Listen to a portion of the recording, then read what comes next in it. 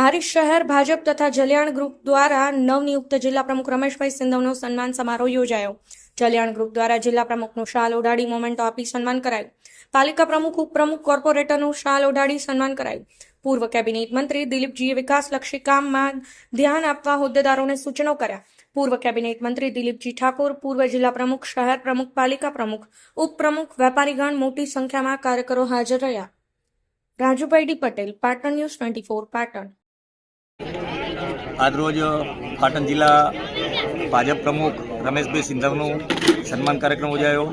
બહુ સરસ કાર્યક્રમ રહ્યો અને હારીજ શહેર પ્રમુખનું પણ સન્માન કરાયું, હારીજ નગરપાલિકાના પ્રમુખ ઉપપ્રમુખનું સન્માન કરાયું, સાથે કોર્પોરેટરનું સન્માન કરાયું અને કોર્પોરેટરોને નગરપાલિકાના પ્રમુખ ઉપપ્રમુખને બે હાથ જોડીને વિનંતી કરી છે કે લોકોની સેવા કરજો અને લોકોની કામગીરી સારી થાય, સુખાકારી વધે એવી કામગીરી કરજો એવી લોકોને ભલામણ કરી છે।